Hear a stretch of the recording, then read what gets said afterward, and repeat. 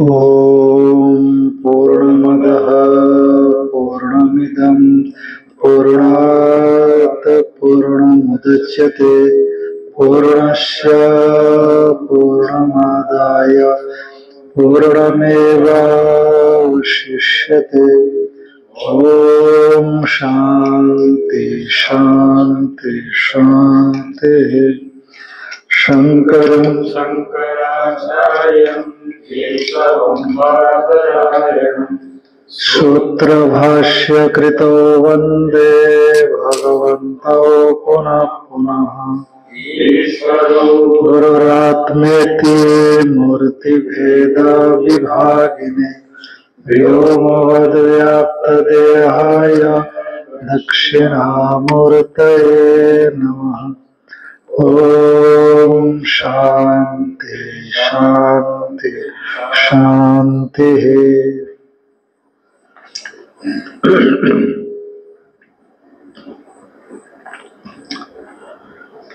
ब्रह्मसूत्र के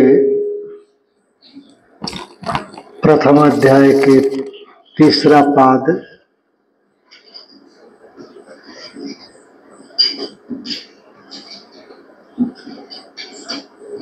तो उसका जो धाराधिकरण है उस पर हम लोग विचार कर रहे थे।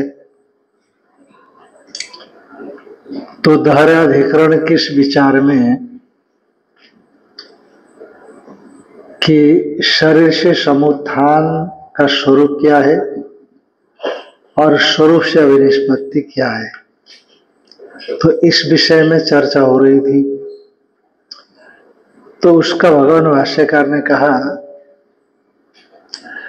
जब तक विवेक विज्ञान शरीर के साथ स्वरूप का नहीं होता, ये है शरीर से असमुत्थान, शरीर के साथ तादात्म्य संबंध। जब विवेक विज्ञान हो जाता है, आत्मा परमात्मा रूप हो जाता है, तो यही स्वरूप से संपत्ति है, ये बता दिया गया था। तो ये जो बता दिए थे, कहाँ तक हो गया था?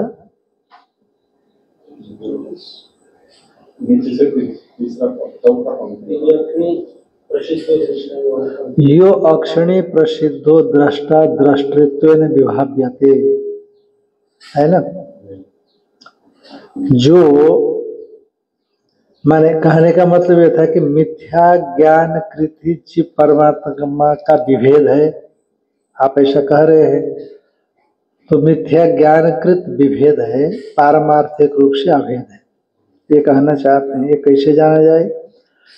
तो कहा, यह तो या ये स्व अक्षिणी पुरुषो दृश्यते इति उपदिश्य। ये जो अक्षि में पुरुष दिखाई पड़ रहा है, ये छांदोग्य के 8वें अध्याय में है, जो प्रजापति विद्या है। ऐसा उपदेश करके ये अक्षिस्थ पुरुष तो जीव ही होगा ना, तो उसी को आगे कहा, एतद अमृतम अभयम एतद ब्रह्म इति उपदिश्यते। तो ये ब्रह्म है, ऐसा उपदेश किया गया। इसका मतलब जीव क्या है? ब्रह्म ही है। तो इसीलिए जीव और ब्रह्म रूपता, जीव की ब्रह्म रूपता का यहाँ प्रतिपादन किया गया है। यो अक्षरी प्रसिद्धो द्रष्टा द्रष्टृत्वेन विभाव्यते। जो अक्षी में प्रसिद्ध द्रष्टा द्रष्टा के रूप में विभावित हो रहा है, प्रतिभात हो रहा है, प्रकाशित हो रहा है। स्व अमृत अभय लक्षणात् ब्रह्मणो अन्यश्चेत् स्यात्। जैसे पहले कहा न कि जो अक्षी में दृष्टा है वही ब्रह्म है, पहले कहा। तो अन्य मुख से कहा कि अक्षिस्थ दृष्टा ही ब्रह्म है, और व्यतिरेक मुख से कहते हैं यदि वह ब्रह्म न होता। यो अक्षरे प्रसिद्धो द्रष्टा द्रष्टृत्वेन विभाव्यते। जो अक्षी में प्रसिद्ध दृष्टा द्रष्टा के रूप में प्रतीत हो रहा है, स्व अमृत अभय लक्षणात् ब्रह्मणो अन्यश्चेत् स्यात्। वो जो अमृत अभय लक्षण ब्रह्म से यदि वो अन्य होता तथा अन्य होने से ही, भिन्न होने से ही अमृत अभय ब्रह्म सामानाधिकरण्यम न स्यात्। तो भिन्न होने से अक्षिस्त दृष्टा यदि ब्रह्म से, यदि अमृत अभय लक्षण ब्रह्म से भिन्न होता तो भिन्न होने से ही अलग हो गया ना वो, तो होने पर उसका अमृत अभय लक्षण ब्रह्म के साथ सामानाधिकरण्य समान विभक्तिक पद का प्रयोग न किया जाता। पर यह येषु अक्षिणी पुरुषो दृश्यते एतद ब्रह्म एतद अमृतम अभयम एतद ब्रह्म। तो इसीलिए अक्षिस्त पुरुष के साथ सामानाधिकरण प्रयोग किया गया है। इसका मतलब है अक्षिस्त दृष्टा अमृत अभय ब्रह्म रूप ही है।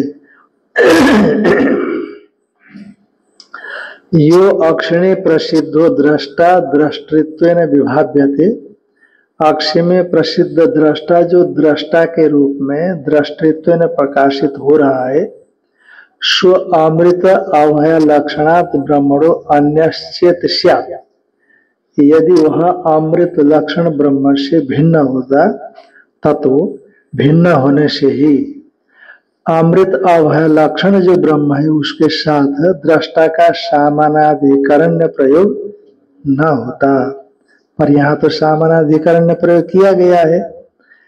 इसका मतलब है कि वह जो अक्षिस्त दृष्टा अभय अमृत रूप ब्रह्म से भिन्न नहीं है।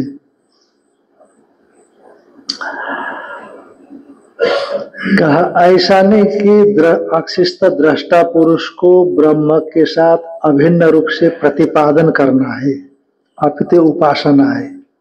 क्या है? प्रजापति विद्या है ना। ये हम तो उपासना नहीं मानते। वेदांती तो मानता है कि ये तो निर्विशेष ब्रह्म का प्रतिपादन है।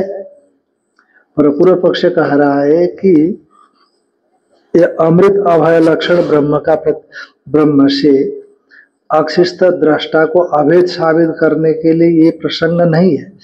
फिर क्या है? का जो अक्षिस्त दृष्टा है उसमें ब्रह्म दृष्टि का प्रतिपादन करने के लिए उपासना के लिए कहा गया है। ये पूर्व से पूछ रहे हैं, कह रहे हैं कि जो अक्षिस्त पुरुष है, प्रतीक है, छाया है, उस छाया में ब्रह्म दृष्टि करने के लिए अक्षिस्त पुरुष को ब्रह्म ऐसा कहा गया है। कन्नापि प्रतिछायात्मा अयम अक्षि लक्षितो निर्दिश्यते। ये जो तो इस प्रकार से उपासना में अध्यास उपासना प्रधान होने से अक्षि लक्षित छायात्मा आ जाएगा।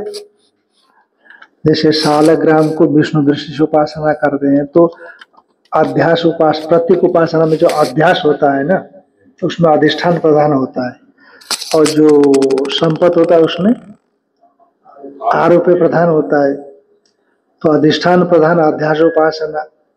तो अक्षिस्त पुरुष दृष्टा, उसमें ब्रह्म दृष्टि करेंगे तो अक्षिस्त पुरुष प्रधान होगा कि नहीं प्रतीक में?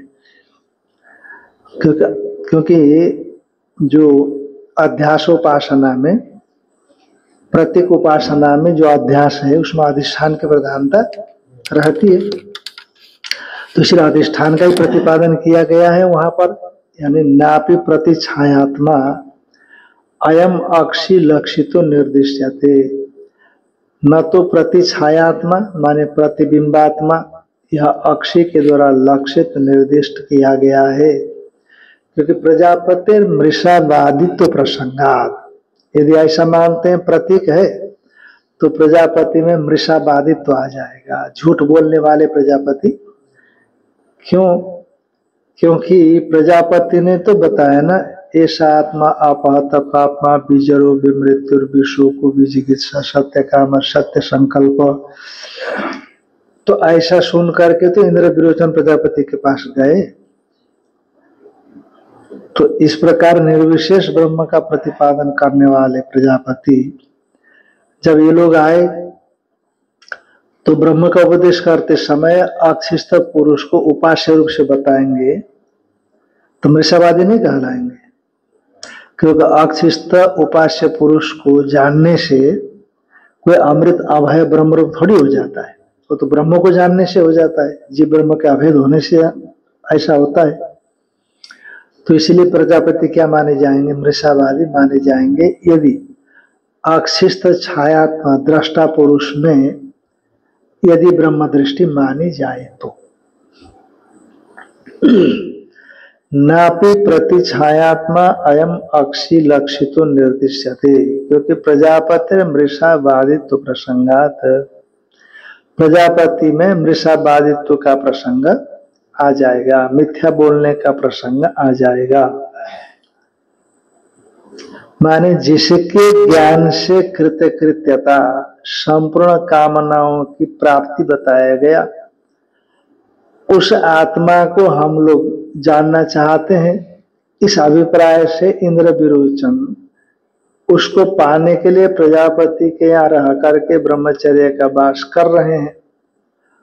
पर फिर यदि अनात्मा भूत छाया में ब्रह्म दृष्टि प्रजापति बोलते हैं तो प्रजापति क्या कहलाएंगे? झूठे कहलाएंगे। तथा तो इस प्रकार से प्रथम पर्याय में अक्षिस्थ दृष्टा पुरुष और ब्रह्म को क्या बताया? अभेद बताया, जैसे प्रथम पर्याय में बताया उसी तरह से। तथा तो उसी तरह से प्रथम पर्याय के समान दूसरे पर्याय में भी अवस्थाएं तो हट रही है, परंतु जो उसमें विद्यमान उसको जानने वाला अनुसूत जीवात्मा है वो भिन्न भिन्न। क्योंकि जो प्रथम पर्याय में बताया उसी को दूसरे में बताया, उसी को तीसरे में बताया, उसी को तुरीय में बताया, है कि नहीं? ये तो पहले भी आ चुका है और वहां भी आ गया था। एतम त्वेवते भूयोन व्याख्यास्यामि। एतम सर्वनाम पहले का परामर्शक होता है। भूय माने फिर हम बताएंगे, माने पहले जिसको बताया उसी को बताएंगे तो फिर होगा ना, है कि नहीं? पहले तो आपने कंप्यूटर के विषय में बताया, अब जो है कानून के विषय में बताते हैं तो आप फिर थोड़ी कहोगे फिर बताएंगे। कंप्यूटर के विषय में ही दोबारा बताओगे तो हम फिर बताएंगे, आप ऐसा कहोगे? ऐसे तो होता है। तो एतम और भूया इन शब्दों से मालूम पड़ता है कि जो पहले बताया है उसी को प्रजापति आगे भी बताना चाहते हैं। तो उसी बात को कहते हैं कि तथा द्वितीय भी पर्याय, द्वितीय पर्याय में भी यह एष स्वप्ने मह्यमानश्चरति इति न प्रथम पर्याय निर्दिष्टात् अक्षय पुरुषात् द्रष्टु अन्यो निर्दिष्टः एतम तेवते भूयोन व्याख्यास्यामि इति उपक्रमात्। उसी तरह से द्वितीय पर्याय में भी तथा माने उसी तरह, माने प्रथम पर्याय के समान, जैसे प्रथम पर्याय में बताया उसी तरह से द्वितीय पर्याय में भी। तथा द्वितीय भी पर्याय दूसरे पर्याय में भी यह एष स्वप्ने मह्यमानश्चरति, जो यह स्वप्न में महिमा से संपन्न होकर के स्त्रियों से यान से विचरण कर रहा है। ज्ञाति भिर्वा नोपजनम स्मरण इत्यादि इत्यादि आया। तो जो स्वप्ने मह्यमानश्चरति न प्रथम पर्याय निर्दिष्टात् अक्षय पुरुषात् द्रष्टुः, पंचम अंत है, सभी ध्यान रखना। प्रथम पर्याय में निर्दिष्ट अक्षय पुरुष रूप जो दृष्टा है उस दृष्टा से अन्य न निर्दिष्ट, दूसरे पर्याय में भी प्रथम पर्याय में बताया हुआ जागृत दृष्टा जो अक्षिस्थ पुरुष है उस पुरुष से अन्य का निर्देश नहीं किया गया। कैसे जाना महाराज आपने ये बात? कहा कि जब इंद्र उस छायात्मा को ही आत्मा समझ करके चला गया, विरोचन भी चला गया, विरोचन चला ही गया, और इंद्र को उसमें क्या दिखा? दोष दिखा। क्योंकि इस स्थूल शरीर में नाखून हटाते हैं तो उसमें भी नाखून हट जाता है, केश हटाते हैं तो उसमें भी केश हट जाता है, इसमें अंग भंग हो जाता है तो उसमें भी अंग भंग होता है। तो ये तो इसमें तो कोई भोग्यमय नहीं दिखता। इसलिए छायात्मा, कोई खड़े हो जाए तो छाया पड़ेगी, नहीं रहे तो नहीं पड़ेगी। तो ये आत्मा कैसे हो सकता है? इंद्र पुनः आए प्रजापति के पास, अपने व्यथा सुनाई कि महाराज ये तो आत्मा नहीं हो सकता। कहा एवं एवं भगवान इति होवाच, तुम ठीक समझे, मैं ये समझाना चाहता था। फिर क्या बोलते हैं? एतम त्वेव भूयोन व्याख्यास्यामि, एतम इसी को मैं बताता हूँ, पुनः बताता हूँ। माने एतम कहा करके जिसको पहले बताया उसी को बताना चाहता हूँ, क्योंकि एतम सर्वनाम है ना, पूर्व परामर्शक होता है। भूया मैंने एक बार तो बताया पर तुम समझ नहीं पाए ढंग से, पुनः इसको मैं बताता हूँ। ऐसा कहा करके ऐसा स्वप्न मैया मानस चरती, ऐसा कहा। इसका मतलब है कि जागृत में जो दृष्टा है उसी को प्रजापति स्वप्न में भी, स्वप्न के दृष्टा के रूप में भी बता रहे हैं। न प्रथम पर्याय निर्दिष्टात अक्षय पुरुषात द्रष्टु, प्रथम पर्याय में निर्दिष्ट अक्षय पुरुष रूप दृष्टा से न अन्य निर्दिष्टा, अन्य का निर्दिष्ट नहीं किया गया, क्योंकि एतम तेवते भूयोन व्याख्यास्यामीति उपक्रमात्। एतम माने अक्षिस्त पुरुषम, एतम शब्द अक्षिस्त पुरुष को ही निर्देश करेगा ना, सर्वनाम है। इसी अक्षिस्त पुरुष को ही मैं तुम्हें दोबारा, भूय माने दोबारा, अनुव्याख्यास्यामीति उपक्रमात्। अब वो तो जागृत में था महाराज, तो स्वप्न में है, तो दोनों तो अलग अलग है ना। अरे अवस्था भिन्न है तो वहां का चेतन भी तो भिन्न होना चाहिए, किसी को शंका हो गई होगी। हाँ, तब उत्तर देते हैं भले ही अवस्था अलग अलग हो परंतु उसमें अनिश्चित दृष्टा में भेद नहीं है। क्या आप जागृत दृष्टा को स्वप्न में ला रहे हो? किस पद के द्वारा? जागृत दृष्टा को स्वप्न में ला रहे हो किस पद से? एतम के द्वारा। और भूय इसके द्वारा भी आप बोलना चाहते हो, उसी का उपदेश करूंगा दोबारा। जागृत दृष्टा अलग है, स्वप्न दृष्टा अलग है, तो जागृत दृष्टा के स्वप्न में कैसे ला रहे हो? तो कहा महाराज जागृत दृष्टा और स्वप्न दृष्टा में कोई भेद नहीं है, युक्ति से समझा रहे हैं, शास्त्र नहीं लगा रहे हैं, युक्ति लगा रहे हैं। कैसे? भले अवस्था भिन्न भिन्न हो परंतु उस अवस्था में अनिश्चित एक ही है दोनों जगह पर। जैसे फूल भिन्न भिन्न हो पर तागा एक है, सैकड़ों फूल हो सकते हैं पर तागा एक हो सकता है। उसी तरह से अवस्थाएं भले ही भिन्न भिन्न हो पर उसमें अनुसूत जो है जीव वो भिन्न भिन्न नहीं है। तो युक्ति से समझाते हैं। कैसे? किंच अहम अद्य स्वप्ने हस्तिनम अद्राक्षम नेदानितम पश्यामीति दृष्टम एव प्रतिबुद्ध प्रत्याचष्टि। किंच अहम अद्य स्वप्ने, अब ये क्योंकि जगने के बाद ही बोलेगा ना, स्वप्न के बाद जगने के बाद ही बोलेगा, स्वप्न में तो बोल नहीं सकता। कि किसी व्यक्ति ने हाथी को स्वप्न में देखा, किसी व्यक्ति ने हाथी को स्वप्न में देखा और जब जगा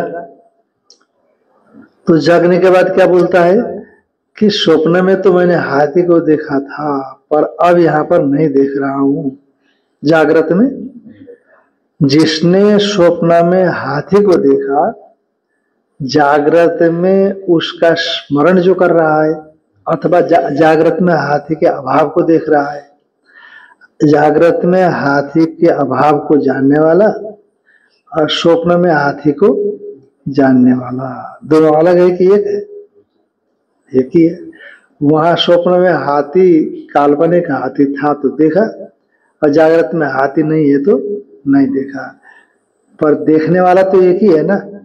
स्वप्न में मैंने देखा पर जागृत में नहीं देख रहा हूं। किंच अहम मैंने अद्य स्वप्ने, आज स्वप्न में हस्तिनम अद्राक्षम, हाथी को देखा। न इदानीम तम पश्यामि थी, अब इस समय मैं उस हाथी को नहीं देखता हूँ। दृष्टम एवं प्रतिबुद्ध, इस बार स्वप्न में हाथी को जिसने देखा, जिस वस्तु को देखा उसको प्रतिबुद्ध पुरुष, जगा हुआ पुरुष प्रत्याचष्टे, स्वप्न में देखी हुई वस्तु को जागृत में आकर के निषेध। बहुत अच्छा स्वप्न देखा महाराज, बहुत अच्छा स्वप्न देखा। अलमारियों में सोने के बिस्कुट पड़े थे स्वप्न में, है कि नहीं, सोने की गड्डियां पड़ी थी। जैसे आजकल आते हैं ना नोटों की गड्डियां, वो मैसेज में आते हैं, जो मीडिया होते हैं ना, मीडिया में आता है, सोशल मीडिया में, व्हाट्सएप में लोग भेज देते हैं, इतने नोटों की गड्डियां, गिनते गिनते मशीनें थक गए, आदमी थक गए। हाँ, उड़ीसा में पकड़ा गया था, 4 दिन तक गिनते रहे। 4 दिन तक गिनते रहे, इतने ज्यादा। तो अब अपने को भी कभी मन में आया कि 2-4 गड्ढे हमारे पास ही होते, इधर उधर जाते भंडारा वंडारा कर लेते, ऐसा मन में आ गया। और स्वप्न का तो कोई भरोसा नहीं होता, स्वप्न ही आ गया और सचमुच गड्डी दिखाई पड़े, खुश हो गया। पर जगह तो गड्डी नहीं दिखाई पड़े। स्वप्न में गड्डी देखने वाला और स्वप्न में गड्डी का अभाव देखने वाला, और जागृत में, ये दोनों एक है कि नहीं, वही बता रहे। तो इसी तरह से प्रजापति ने भी जागृत में अक्षिष्ट पुरुष का उपदेश करने के बाद उसमें दोष दिखने के कारण, क्योंकि उन्होंने तो, प्रजापति ने तो आत्मा का ही बताया, पर इंद्र ने जैसा समझा उसमें दोष दिखा, पहले जैसा समझा उसमें और ठीक ही दोष दिखा, बुद्धि संस्कृत हो गई थी। तो प्रजापति को आकर के बोला कि इसमें हमने ठीक देखा नहीं, पर प्रजापति ने तो अपने हिसाब से सही बताया ही है कि नहीं। प्रजापति ने तो उपाधि से उपहित को बताया और इसने मिलाकर के समझ लिया इंद्र ने। तब जब उन्होंने कहा कि मैं इसमें कोई भोग्य नहीं देखता हूं, तो प्रजापति ने कहा हाँ, मैंने जो बताया उसमें तो है, पर तुम जो समझ रहे हो उसमें भोग्य नहीं है। तो यदि सचमुच ही नहीं है तो फिर उसी को क्यों बताने जा रहे हो, है कि नहीं। सचमुच भोग्य नहीं है तो आप उसको क्यों बताने जा रहे हो। ये तो वो तो व्याख्यास्यामी नहीं, उसने जो आत्मा समझा था उसमें भोग्यता नहीं है, प्रजापति ने जो समझा था उसमें पुरुषार्थ है। भोग्य माने पुरुषार्थ है। इसीलिए प्रजापति ने कहा जिस जागृत में अक्षिष्ट पुरुष है उसी को मैं स्वप्न में बता रहा हूं। पर जागृत और स्वप्न तो भिन्न होता है, कहता अवस्था भिन्न है, पर चेतन भेद, तो चेतन भेद ने इसमें युक्ति दिया। जो पहले की बात थी ना, उसी पहले की बातों को सिद्ध करने के लिए अवस्था भले ही भिन्न हो पर अवस्था में अनुचित चेतन एक है, ये बताने के लिए कहा दिया। किंच अहम अद्य स्वप्ने हस्तिनम अद्राक्षम, और आज हमने स्वप्न में हस्ती को देखा, न इदानीम तब पश्यामि थी, इस समय में उसको नहीं देखता हूं। इस प्रकार दृष्टम एवं, माने स्वप्न में जो पदार्थ देखी गई है, वस्तु देखी गई है, उसी वस्तु को ही प्रतिबुद्ध जगा हुआ पुरुष प्रत्याचष्टे निषेध करता है कि अभी नहीं देख रहा हूं। द्रष्टारम तो तमेव प्रत्यभिजानाति या एवं अहम स्वप्नम अद्राक्षम सैव अहम जागृतम पश्यामीति। और तू परंतु भले ही स्वप्न में हाथी देखा, जागृत में हाथी का निषेध कर दिया, है कि नहीं। स्वप्न में हाथी था और जागृत में हाथी नहीं है। जिस मैंने स्वप्न में हाथी को देखा वो मैं जागने के बाद हाथी को नहीं देखता हूं। इस प्रकार से जगा हुआ पुरुष हाथी का निषेध कर देता है। महाराज आप तो दृष्टा में अभिन्नता बता रहे थे, यहाँ तो जागृत स्वप्न में देखा हाथी, जागृत में नहीं है बोल रहे हो, कौन सी बड़ी बात हो गई? ध्यान में आई कि नहीं? किसी ने अंगुली उठा दी आचार्य पर। अरे आप तो जागृत और स्वप्न का दृष्टा एक है, ये बताने के लिए जोर शोर से खड़े हुए थे। आप कहते हो कि जो स्वप्न में हाथी देखा वो जागृत में जग करके नहीं देखता है बोल रहे हो, तो इससे दोनों दृष्टा में एकत्व तो नहीं आया? तो कहते तू, परंतु हम जो बताना चाहते हैं सुनो, द्रष्टारंतु तमेव प्रत्यभिजानाति, उसी दृष्टा को ही समझता है। दृष्टा एक है ऐसा ही समझता है। क्यों? या एव अहम स्वप्नम अद्राक्षम, जिस मैंने स्वप्न को देखा, मैंने हाथी को देखा, सैव अहम जागरितम पश्यामि, वही मैं जागृत में हाथी के अभाव को समझ रहा हूं। जिस मैंने स्वप्न को जाना वही मैं जागृत को जान रहा हूं, है कि नहीं? जिस मैंने स्वप्न को जाना वही मैं जागृत को जान रहा हूं। तो अभेद हो गया कि नहीं जानने वाले? इति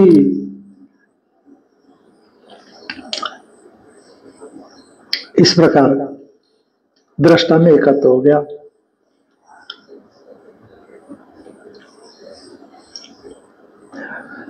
तो ठीक है महाराज, जागृत और स्वप्न में तो चेतन है, एक ही है, समझ में आया।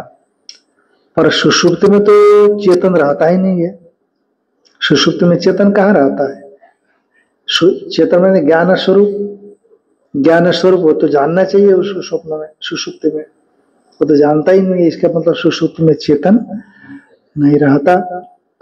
आप तो जागृत स्वप्न सुषुप्ति सब जगह पर उसको मानते हो, और तुरीय भी मान रहे हो कि नहीं? जो जागृत में उपदेश किया उसी को स्वप्न में कर रहे हैं, फिर सुषुप्ति में उसमें दोष देखने के बाद फिर पुनः तुमको यही बताऊंगा ऐसा प्रतिज्ञा करके फिर सुषुप्ति में उसको बताते हैं, फिर सुषुप्ति में दोष देखने के बाद तुरीय को बताते हैं, है कि नहीं? जागृत स्वप्न सुषुप्ति और तुरीय में एक ही चीज है, ये बताना चाहते हो। पर सुषुप्ति में तो पता ही नहीं लगता ना वो है कहाँ। न तो इन भूतों को जानता है, न अपने को जानता है कि मैं हूं, वो तो है ही नहीं सुषुप्ति में। तो सुषुप्ति में चेतन की तागों में फूलों के समान, जैसे तागों में फूलों की व्यावृत्ति होती है और तागा सभी में अनुवृत्त रहता है, उसी तरह से सुषुप्ति में, जागृत स्वप्न में ठीक है अनुवृत्ति हो जाए, पर सुषुप्ति में उसकी व्यावृत्ति देखी जाती है। यदि है तो जानता क्यों नहीं? शंका के पूर्वक से तो उत्तर देते हैं कि सुषुप्ति में जो ज्ञाता जीव है उसकी भी व्यावृत्ति हो सकती है, तो कहते नहीं हो सकती। अरे वह विशेष विज्ञान के अभाव से चेतन का अभाव सा लगता है। सुषुप्ति में विशेष विज्ञान के अभाव से चेतन का अभाव सा लगता है, परंतु चेतन का सचमुच अभाव नहीं होता। यद वै तन्न पश्यति पश्यन वै तन्न, सुषुप्ति में जो नहीं देखता है ऐसा कहा जाता है, वो देखता हुआ ही नहीं देखता, क्योंकि सुषुप्ति में कुछ होता ही नहीं है तो देखेगा कैसे किसी को? जागृत में तो होता है, इसलिए दृष्टा दृश्य करके देखता है, पर वहां तो कुछ है नहीं। पर इसका मतलब है कि उसको उसमें जानने की क्षमता का अभाव है ऐसा नहीं माना। कोई वस्तु हो तो सूरज प्रकाशित करेगा ना, वस्तु ही नहीं है तो सूरज का प्रकाश का नहीं रहेगा। तो उसी तरह से ज्ञान स्वरूप आत्मा बना रहेगा, भले कोई पदार्थ प्रकाशित न जाना जा रहा हो, कोई बात नहीं। तथा तृतीय भी पर्याय, उसी तरह से तीसरे पर्याय में भी माने आत्मा ज्ञान रूप है और ज्ञान का स्वप्न में तो अभाव दिखाई पड़ता है, इसीलिए सुषुप्ति में ज्ञान स्वरूप आत्मा का भी अभाव है।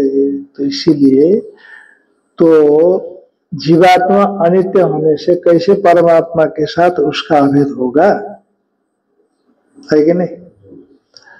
कि आत्मा ज्ञान स्वरूप है और सुषुप्ति में ज्ञान का अभाव होता है, तो सुषुप्ति में ज्ञान का अभाव होने से ज्ञान स्वरूप जीवात्मा का भी अभाव हो गया।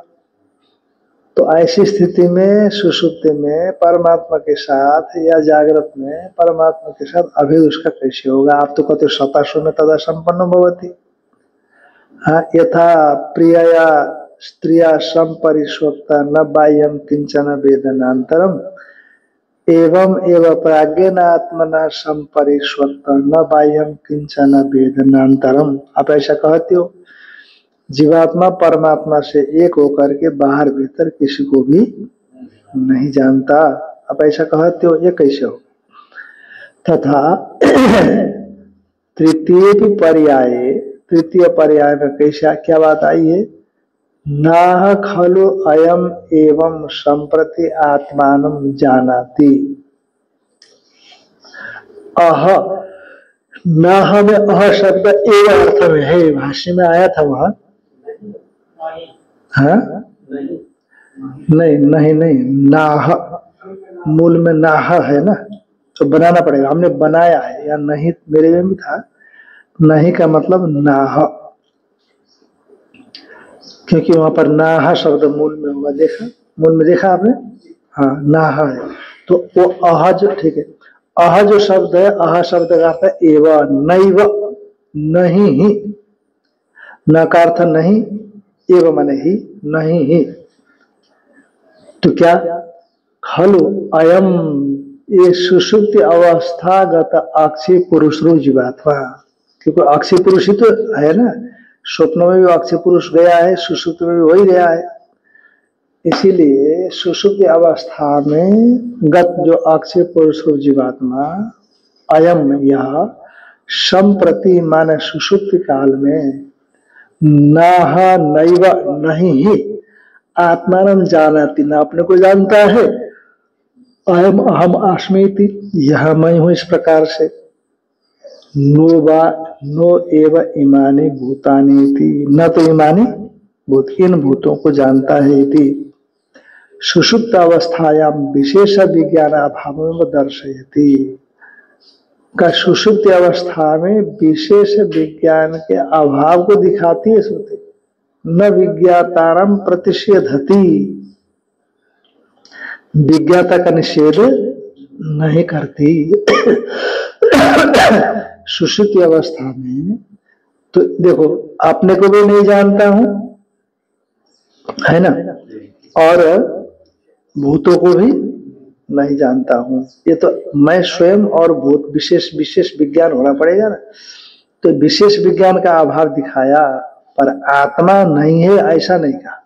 सुषुप्ति में आत्मा का अभाव है ऐसा नहीं कहा, बल्कि बहुत जगह पर सुषुप्ति काल में यद वै तन्न पश्यति पश्यन् वै तन्न पश्यति, सुषुप्ति में आत्मा के विषय में जो ये कहा जाता है कि वो नहीं जानता, वस्तु तो जानता हुआ ही नहीं जानता।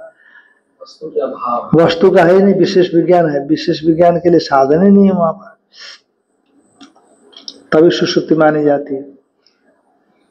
इति सुषुप्त अवस्थायाम विशेष विज्ञान अभावम एप दर्शयति वेद, वेद सुषुप्ति अवस्था में विशेष विज्ञान के अभाव को ही दिखलाता है। न विज्ञातारम प्रतिषेधति, विज्ञाता का प्रतिषेध नहीं करता। यत्तु तत्र विनाशम एवं अपितो भवति, देखो विज्ञानात्मा को ही निषेध कर दिया कि नहीं, वो तो विनाश को ही प्राप्त होता है महाराज। सुषुप्ति अवस्था में आत्मा का विनाशी होता है, इसे दिखाई पड़ रहा है कि नहीं। तो इस प्रकार से विज्ञाता का निषेध भी तो दिखाई पड़ रहा है। ये जो कहते हो ना, यत्तु तत्र विनाशम एव अपितो भवति थी, वो तो विनाश, आपका तो विज्ञाता का निषेध नहीं, विनाश का तो विनाश में अपितो भवति, विनाश को बता दिया विज्ञाता को भी। तो का जो ऐसा बताया गया है, देखा गया है, वाक्य आया है, उसका अर्थ विज्ञाता का निषेध नहीं करना है। यत्तु तत्र विनाशम एव अपितो भवति इति तदपि विशेष विज्ञान विनाश अभिप्राय में, विशेष विज्ञान का विनाश के अभिप्राय से कहा गया, न कि विज्ञाता के विनाश के। क्योंकि विशेष विज्ञान का विनाश होता है कि नहीं, जागृत स्वप्न में विशेष विशेष विज्ञान होता है, वहां नहीं, उस अभिप्राय से कहा गया है, विज्ञाता के विनाश के अभिप्राय से नहीं कहा। यत्तु विनाशम एवं अपितो भवति इति तदपि विशेष विज्ञान विनाश अभिप्रायम एवं, विशेष विज्ञान के विनाश के अभिप्राय से कहा गया है। न विज्ञात्री विनाश अभिप्रायम एतद् वचनम विनाश अभितो भवति इति रूपम, का विज्ञाता के विनाश के अभिप्राय से कहा गया है। मैंने न विज्ञातारा न विज्ञात्र विनाश अभिप्राय, विज्ञाता के विनाश का अभिप्राय से ये वचन नहीं कहा गया, विशेष विज्ञान के विनाश के अभिप्राय से कहा गया। क्यों विज्ञाता का विनाश क्यों नहीं चाहते आप? विज्ञाता को बचाए क्यों रखना चाहते हो? का नहीं विज्ञातुर विज्ञातिर विपरिलोको विद्यते है, नहीं विज्ञातुर विज्ञातिर विपरिलोको विद्यते अविनाशित्वात्, विज्ञाता के विज्ञाति की है ना, विज्ञाता की नित्य दृष्टि की, आत्मा के विज्ञान रूप आत्मा के नित्य दृष्टि का विपरिलोप नहीं होता, उसका का विनाश नहीं। विज्ञातु विज्ञातिर विपरिलोको विद्यते अविनाशित्वात्, नहीं द्रष्टुर दृष्टे विपरिलोको विद्यते अविनाशित्वात्, नहीं श्रोतु श्रुते विपरिलोको विद्यते अविनाशित्वात्, नहीं मंतु मते विपरिलोको विद्यते अविनाशित्वात् इत्यादि श्रुतियां है। नहीं विज्ञातुर विज्ञाते विपरिलोको विद्यते अविनाशित्वात्, अविनाशी होने से इति श्रुत्यंतरात्, तो श्रुत्यंतर से बताया गया है। इसीलिए सुषुप्त में आत्मा नास्ति की वक्तुम न शक्यम, इसलिए ये सुषुप्त में आत्मा नहीं, ऐसा नहीं कहा जा सकता। तथा चतुर्थे भी पर्याय, चतुर्थ पर्याय में भी एतम तेवते भूयोन व्याख्यास्यामि नो एव अन्यत्र एतस्मात् इति उपक्रम्य मघवन मर्त्यं वा इदं शरीरम इत्यादिन प्रपंचेन शरीरादि उपाधि संबंध प्रत्याख्यानेन संप्रसाद शब्दोदितं जीवम स्वेन रूपेण अविनिष्पद्यते इति ब्रह्म स्वरूपापन्नम दर्शयन् न परस्मात् ब्रह्मणो अमृत अभय रूपात् अन्यम जीवम दर्शयति। उसी तरह से चतुर्थ पर्याय में भी एतम त्वेवते भूयोनि व्याख्यास्यामि, माने जागृत स्वप्न सुषुप्ति में उसी अक्षय पुरुष को बताया, ये कहा दिया गया एतम एतम एतम करके उसी अक्षय प्रथम पर्याय में जो अक्षय पुरुष बताया उसी को बताऊंगा। स्वप्न में कहा, फिर सुषुप्ति पर्याय में आया उसी को बताऊंगा, है कि नहीं? तो वही जो जागृत में बताया था स्वप्न में, वही स्वप्न में सुषुप्ति में, फिर सुषुप्ति को चौथे पर्याय में एतम तीव्र भूयोनि व्याख्यास्यामि चौथे में आकर के कहा, यानी जागृत स्वप्न सुषुप्ति में अनुसूचित जो पुरुष है उसी पुरुष को एतम के द्वारा बताया गया। तथा चतुर्थे भी पर्याय, चतुर्थ पर्याय में भी एतम त्वेवते भूयोनि व्याख्यास्यामि, इसी को मैं पुनः तुम्हें व्याख्यान करता हूँ, मैंने जागृत स्वप्न सुषुप्ति में उक्त अक्षय पुरुष का व्याख्यान करता हूँ।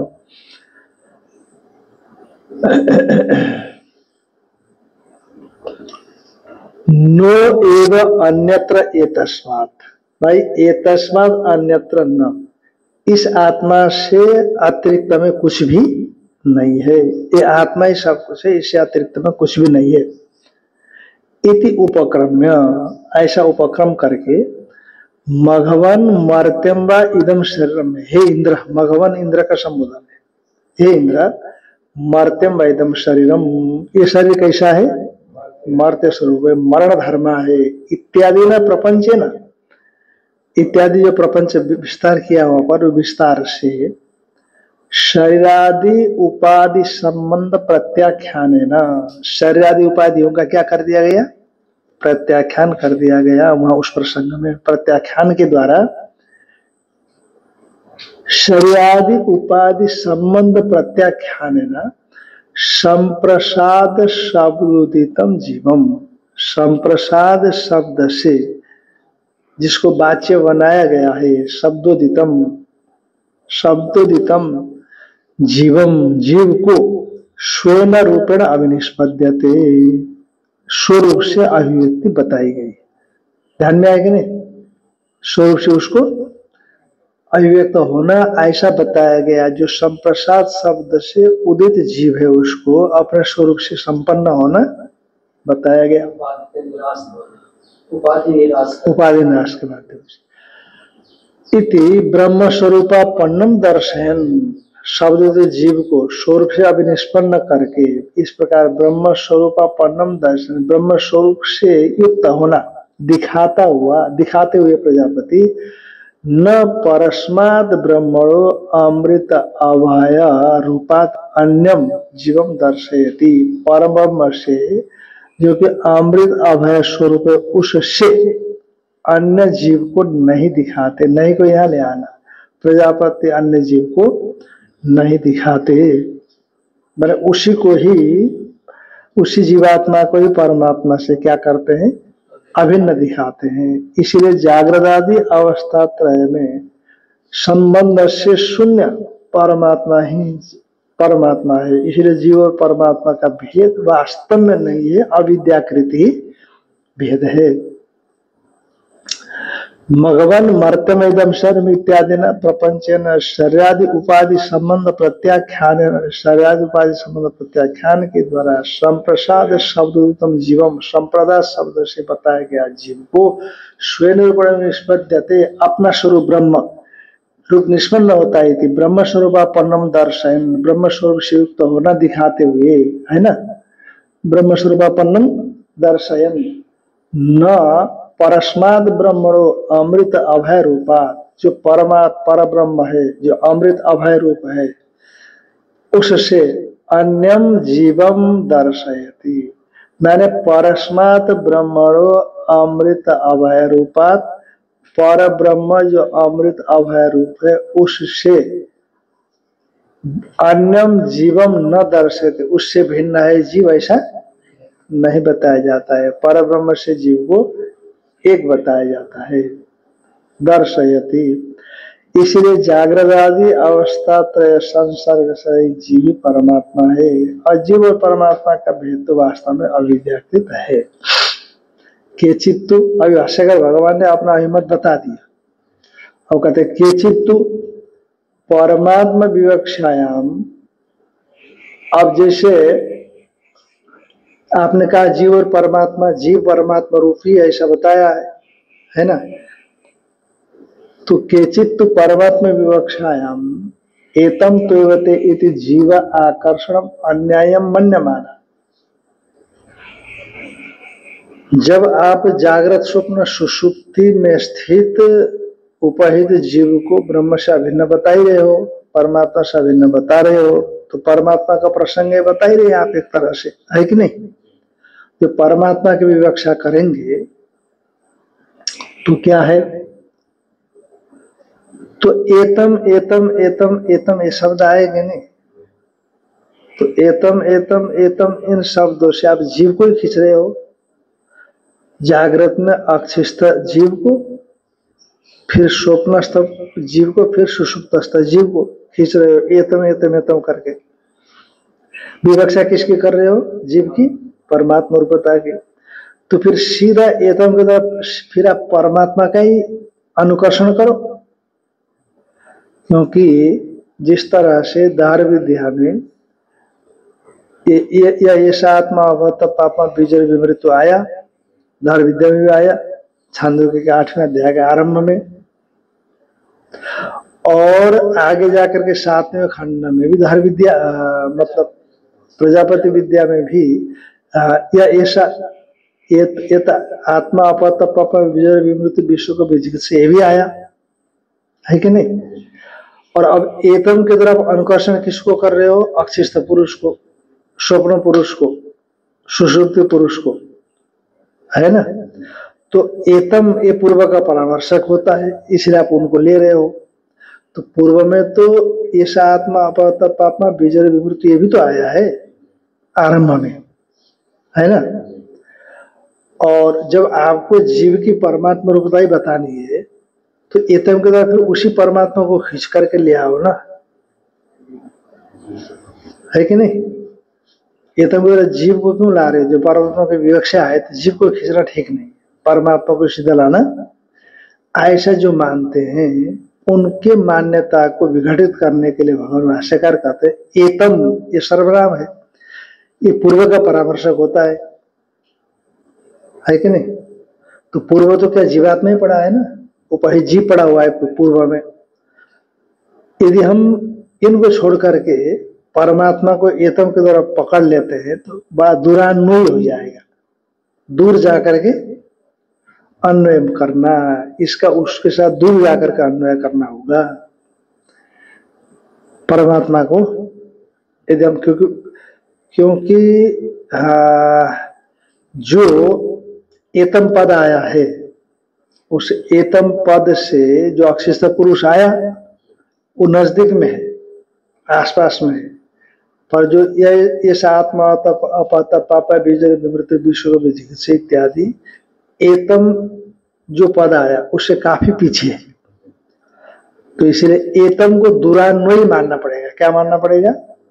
दूरान्वयी, दूर जाकर के संबद्ध होता है। पर शब्द शास्त्र में बहुत दूर जाकर के संबंध बनाना अच्छा नहीं मानते,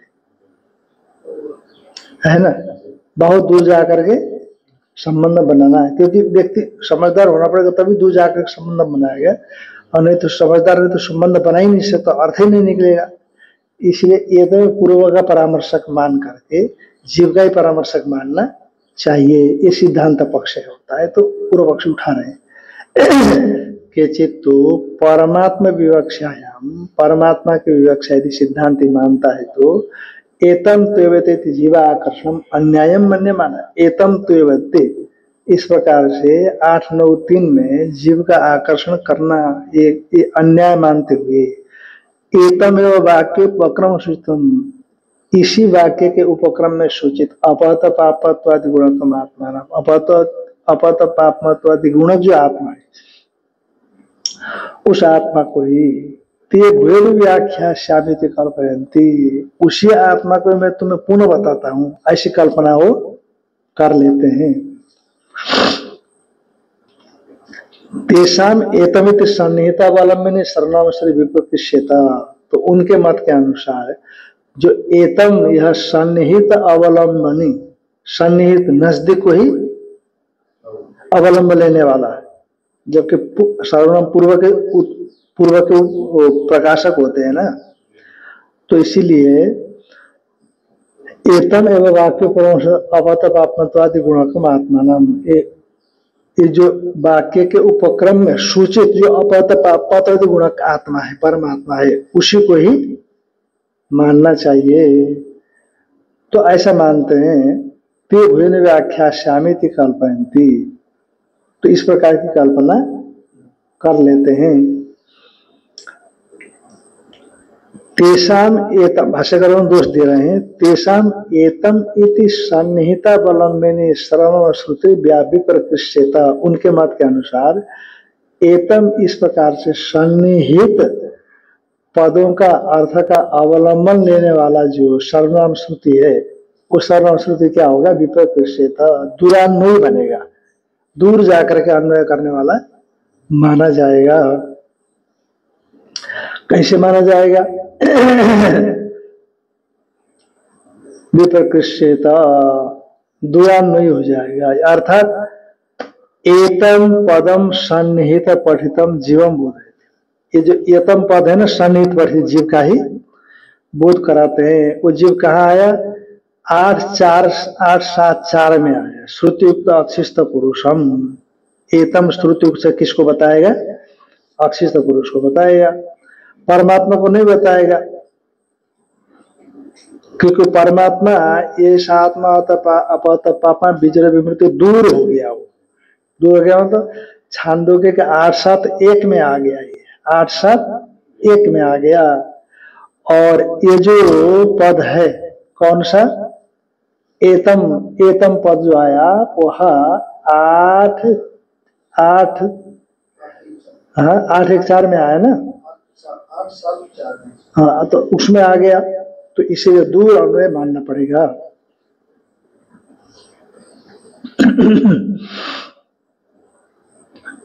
हाँ, कहने का मतलब एतम पद सन्निहित पठित जीव का बोधन करता है, जो 8 7 4 में श्रुतियुक्त तो अक्षी पुरुष है, 8 7 4 में है, परमात्मा का बोध नहीं करेगा एतम पदम।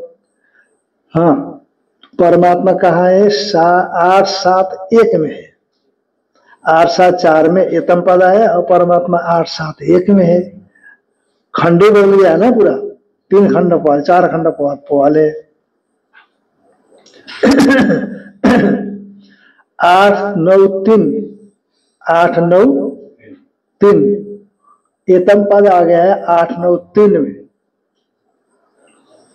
तो स्थित एतम को बहुत पीछे जाना पड़ेगा, कहाँ? 8 है ना, 8 7 1 में जाना पड़ेगा परमात्मा को पकड़ने के लिए। पर जो 8 7 4 में अक्षिष्ट पुरुष है, तो वहां जाने में नजदीक हो गया, तो इसीलिए क्या करेगा? नजदीक ही जाएगा, दूर नहीं जाएगा।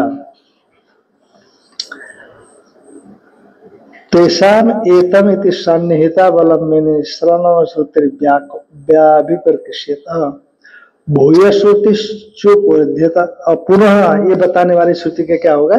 उपरोध हो जाएगा। कैसे? पर्यायांतराभितस्य पर्यायांतरे अनविधीयमानत्वात्। और पर्यायांतर भिन्न पर्याय में जिसका कथन किया गया है, और यदि भिन्न पर्याय में उसका विधान नहीं किया जा सकता, पर्यायांतर में जो अभिहित है उसका पर्यायांतरे अनविधीय मान्यता, दूसरे पर्याय में भिन्न पर्याय में उसका कथन नहीं किया जाता। क्योंकि एक पर्याय में, मान लो जागृत पर्याय में जिसको बताया, स्वप्न पर्याय में उसका नहीं बताया थोड़ी देर के लिए, तो फिर ऐसी स्थिति में भूया ये पद कैसे आएगा? यदि जागृत पर्याय में बताया हो, उसको स्वप्न पर्याय में बताया जाए तो क्या होगा? भूया ही शब्द आ सकता है।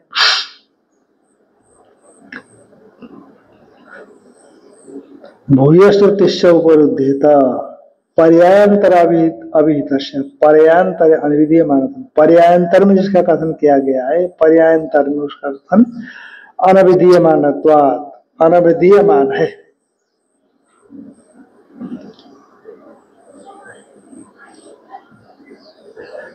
क्यों? क्योंकि ये हो गया ना, आप तो क्या कह रहे हो? जीव का कथन किया है और उधर परमात्मा का कथन किया गया है, तो एतम पद परमात्मा को ले आएगा, है ना? एतम पद किसको लाएगा? तो 7 9 8 9 3 में 8 9 3 में आया हुआ जो एतम पद है वो किसको बताएगा? परमात्मा को बताएगा, जैसे केचित लोगों ने कहा।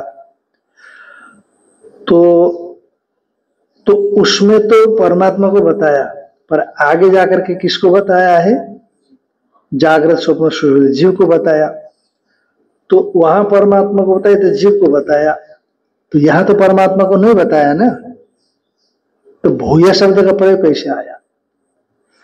एक जगह परमात्मा को बताया, दूसरी जगह जीव को बताया, फिर भूया व्याख्या श्यामी ऐसा पद कैसे प्रयोग किया? पर्यायांतर अभिहितस्य, पर्यायांतर में अभिधान की जिसका किया गया उसका पर्यायांतर अनविधीय मानता, भिन्न पर्याय में अनविधीय मान कथन नहीं किया गया है, तो इसीलिए भूय पद का प्रयोग वहां पर नहीं होगा।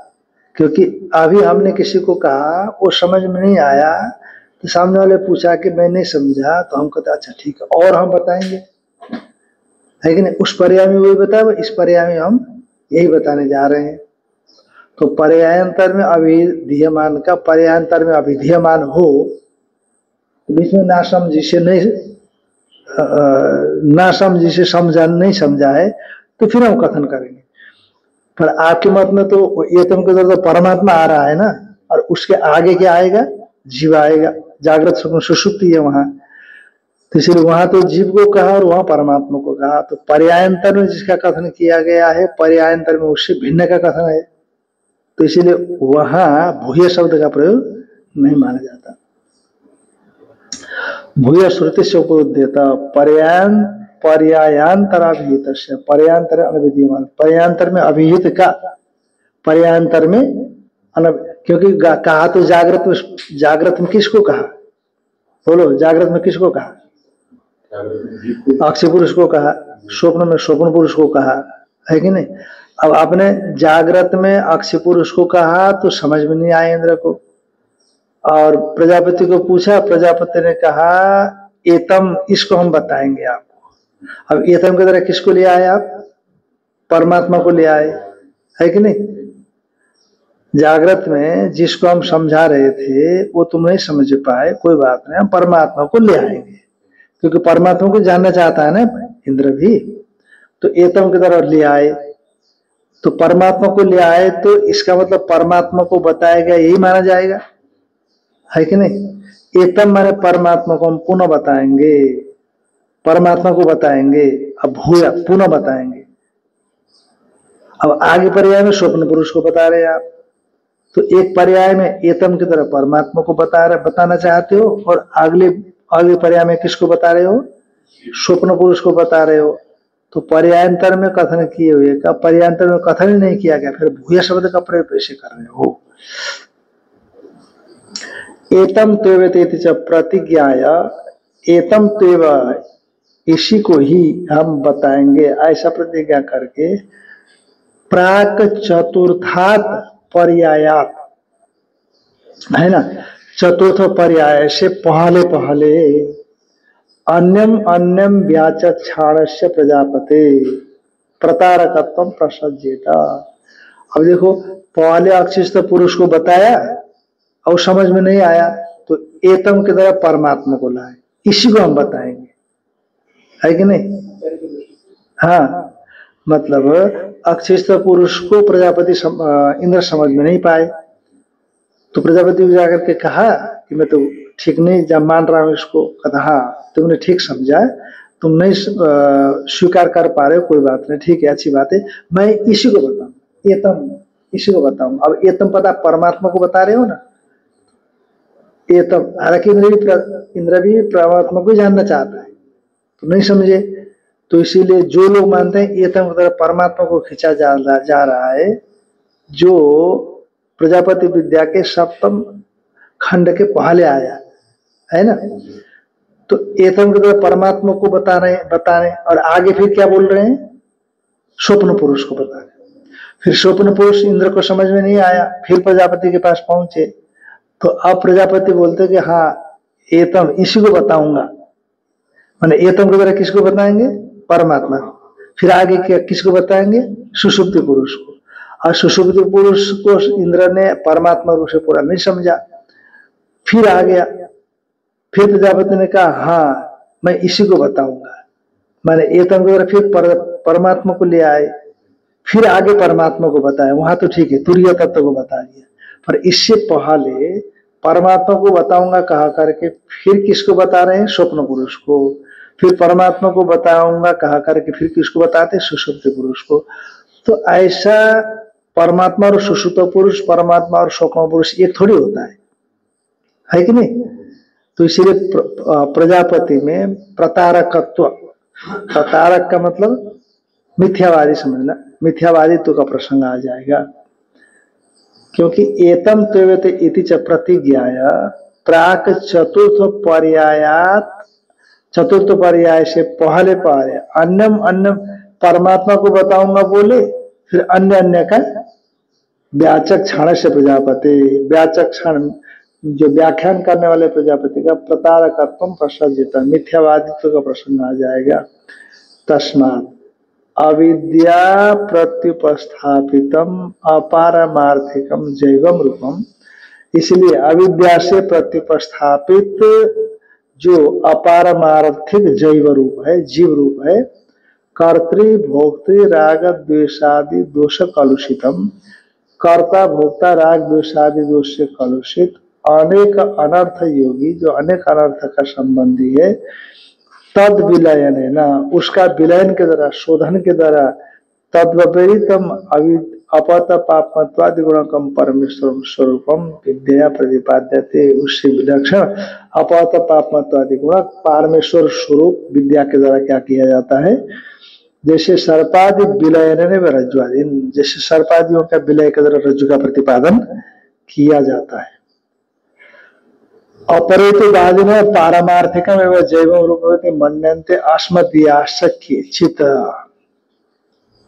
हाँ, और कुछ लोग अपर माने मीमांसक है, न्यायिक है, वैशेषिक है, वादी लोग क्या मानते हैं, अपारमार्थिक जैवम रूपम मन्यन्ते, अपारमार्थिक जीव रूप को पारमार्थिक में जैवम रूपम, जीव संबंध रूप कैसा है, पारमार्थिक है, ऐसा मानते हैं वे लोग। और अस्मदीयाश्च भारतीय प्रपंचादय के चित, कुछ भारतीय प्रपंचादय हमारे भी, वो भी पारमार्थिक जैव स्वरूप को ही प्रतिपादन किया गया है, ऐसा मानते हैं। जीव ब्रह्म की भिन्नता मानते हैं। हाँ, जीव ब्रह्म की भिन्नता मानते हैं। और लोग जगत को भी क्या मानते हैं, सत्य मानते हैं। और बाद में बलि भेंट उपहार इत्यादि करके जीव परमात्मा से अभिन्न होता है, हमारे लोग मानते हैं। पर दूसरे लोग जो सांख्य वैशेषिक है वो कभी भी अभेद नहीं मानते, इसलिए टीकाकार ने थोड़ा संकेत दिया है ऊपर 238 पृष्ठ में दिया, 238 पृष्ठ के शुरू में, ये तो संसारम सत्यम इच्छन्ति तेषाम इदम शारीरकम एवं उत्तरमः, जो संसार को सत्य मानते हैं उनके मत में इदम शारीरकम एवं उत्तरमः, शरीर संबंधी उनके उत्तर है। शारीरक अर्थम संक्षेप उपदिशति, यानी कहने का मतलब अपरेतुवादिना पारमार्थिकम एवं जैवम रूपम इति मन्यन्ते अस्मदीयाश्च, और जीव का स्वरूप पारमार्थिक ही है, जैव स्वरूप कैसा है, पारमार्थिक है, ऐसा मानते। कहा तेषाम सर्वेशम आत्मिकत्व सम्यक दर्शन प्रतिपक्ष भूतानाम प्रतिबोधा इदम शारीरकम आरब्धम, पर उन सब के लिए आत्मिकत्व दर्शन के प्रतिपक्षी भूत है, वो सब विरोधी है, तो उनको समझाना है, बुझाना है, किसी तरह से उनके गलत ज्ञान को हटाना है, इसलिए शारीरिक भाष्य का उन्हीं के लिए आरंभ किया गया है। और वहां तो एक एवं परमेश्वर कुटस्थ नित्य विज्ञान धातु अविद्या माया माया विवत अनेकदा विभवते न अन्य विज्ञान धातु। अब एक ही परमेश्वर कुटस्थ नित्य है, विज्ञान धातु है, विज्ञान स्वरूप सत्य पदार्थ है, अविद्या यानी माया, अविद्या और माया को भेद नहीं कर रहे हैं, अविद्या अर्थात माया से, माया विवद जैसे माया भी अनेक रूप को प्राप्त कर लेता है, उसी तरह से परमेश्वर भी माया के द्वारा माया भी बन करके अनेक रूप में विभावित हो जाता है, क्योंकि विज्ञान धातु उस परमेश्वर से भिन्न तो आई ही नहीं। ओम